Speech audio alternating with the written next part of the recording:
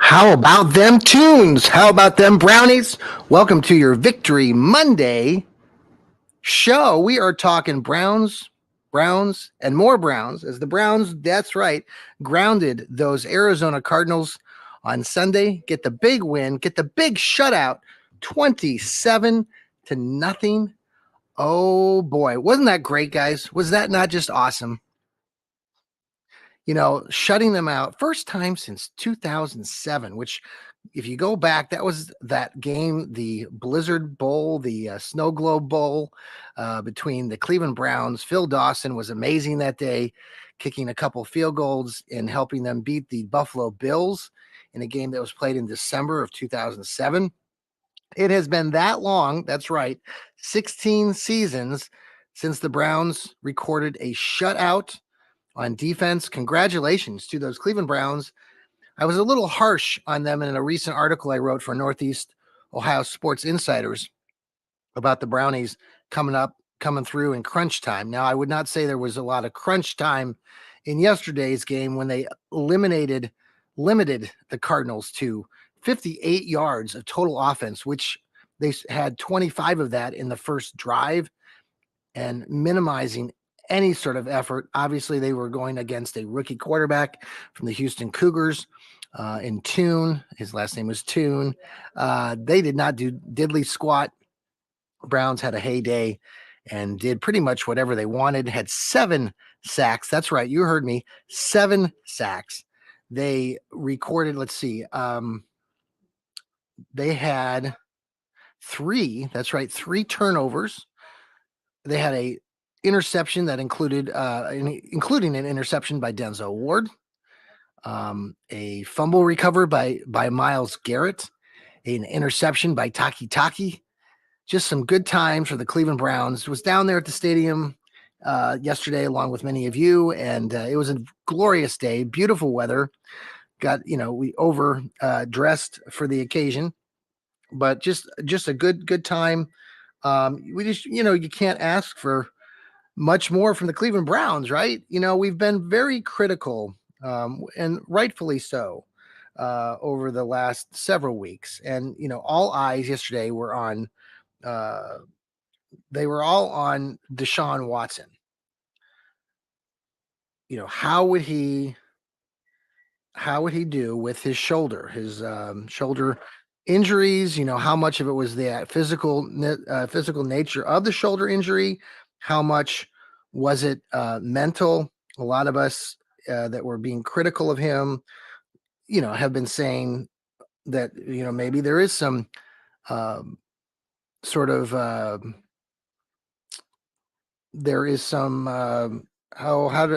mental side of it, maybe some stage fright. And, I thought yesterday it was interesting being there in person. And if you were at the game, or maybe you even heard it on the television, but there were a lot of folks out there that simply were just being negative, and they started booing immediately when Deshaun threw his first incomplete pass. And there were a couple shaky passes where he threw them into the ground, and they didn't look very, very good. And I was a little nervous there. But again, it's the first or second possessions for the Brownies. And so you have to give the kid, and, the kid's still a kid. Everyone wants to crown Deshaun Watson as this, elite quarterback, and he has been elite, but he's been off. He hasn't played in 2-3 years. Then he suffers a shoulder injury. How much was it shoulder? How much was it mental? We can continue to talk about it, but he got back at it. And, he shut the Bluebirds down. That pass that he hit Amari Cooper in the first half, that really kind of got things going. It was a beautiful throw to the sideline. He hit Amari kind of turning his back. Amari was able to turn around and run down the left sideline for a few more yards. Looked from our angle. I was in the end zone with a good view, and Amari might have had an opportunity to get in there, but give Cardinals some credit there.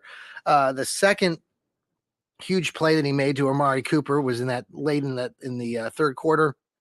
Just a beautiful, majestic, just dump that pass right over the defenders, right into the arms of Amari Cooper. Just awesome, just an awesome play. And anybody that had any doubts, and me included, should look at that and be comfortable going forward. And the fact too is that Deshaun took a lot of big hits, man, a lot of big hits. I don't know what you saw on the TVs again, but there were several hits that he took, and he was kind of working his shoulder out throughout the game. So obviously there is some physicality to that with whatever he's been dealing with, but certainly believe that he's on the mend. It was a kind of a good way to kind of get warmed up. Browns got a big game coming up this Sunday against the Baltimore Ratbirds. Can't wait for that. But it is Victory Monday, folks. It's Victory Monday, and we should be celebrating. I know you have been, and we have a lot to look forward to. Steve Gill had his Dog Pound South podcast earlier today. Hopefully you got a chance to listen to that or tune in to our network on YouTube or here on Apple, on Spotify. If you're listening to us, listen to all of our shows. We've got shows coming up by the Left Guard, the What the Elf show. He does a great segment on Ravens hate that you can't miss this week because we're going to be playing the Ravens. We've got the Village Elliott, who's bringing his new show, The Oracle, and the Browniacs, and then Rod Bloom with the Browns Blitz. Plus, I do the Johnny Cleveland show that will be coming up shortly. So all around, just a great day. Hopefully you enjoyed your day wherever you are. It's such a, as Browns fans, we cherish these moments. It's 18 weeks during the heart of the fall and the winter that Browns fans unite. Browns fans look forward to these Victory Mondays. And let's be honest, we've been celebrating a lot more Victory Mondays than we had in the past. And if you've been a lifelong fan like me, it's tough when these moments come and go, and you go through these stretches where the team was, 131-1. Those are awful moments. And for you to pull through that as a fan and to continue to show your loyalty and follow this team, don't forget those moments, because a lot of you, and maybe it's some of you younger fans who just don't appreciate what the Browns are all about.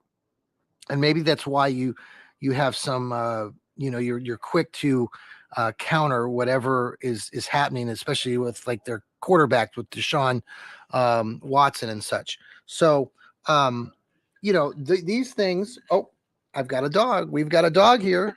Dog alert. Yes, we are the Fanatical Elves, and we do have dogs in our house here. So let me do some adjusting here before our dog gets to our. Hold on one second. Okay, now we're back. Okay. So as I was saying, as a fan, as a Browns fan, I hope that you take these Victory Mondays and really appreciate and just soak it in, because you're not always going to experience these. And, hopefully we get a lot more of these Victory Mondays. It was interesting to hear the Village Elliott. We were talking on the postgame show the other day about things, and he was talking about the opportunity for the Browns to go to win a championship and go to a Super Bowl. And while he said that, the percentages are less than 50%, which I agree, there's always that opportunity. And I think that's what draws us Browns fans. Obviously, we are yearning for a championship, for a Super Bowl appearance, for a Super Bowl win. And we know that we have that opportunity now with Deshaun Watson, and thus why we have these anxieties and stressors and wanting to see him repeat kind of what he has shown over the years in the NFL. So I think that's part of the driving force. But hopefully things work out. We've got a great game ahead against the Baltimore Ravens and an opportunity to get another win. All four teams in the AFC North right now, all four teams are in the playoffs if the playoffs were to start today. That doesn't happen very often. Will that continue as the season marches on? Hard to say. But the Browns are in control of their destiny. They can go out, they can play Baltimore in Baltimore. It's going to be a tough environment. Obviously, Baltimore has come into Cleveland and took it to us in that loss earlier in the season. But the circumstances are a little bit different. Our quarterback will be Deshaun Watson. And we have a growing and more confident team, a more growing and confident defense, and those things can help us. We've got Pittsburgh on the horizon, but let's stay focused one game at a time, like Coach Stefanski has said. And it's good that Stefanski is pointing that out. I haven't heard him say it a lot last year, but again, yesterday after the win, he started talking about the focus on that one win. And that's what's going to help drive this Browns team to another victory. And hopefully we get another victory Monday, a week from tonight. But for tonight, celebrate, everybody, worldwide, nationwide, Browns Nation, celebrate. It is Victory Monday. Enjoy the rest of your Monday. Enjoy the rest of your week. And go Browns. Take care, everybody.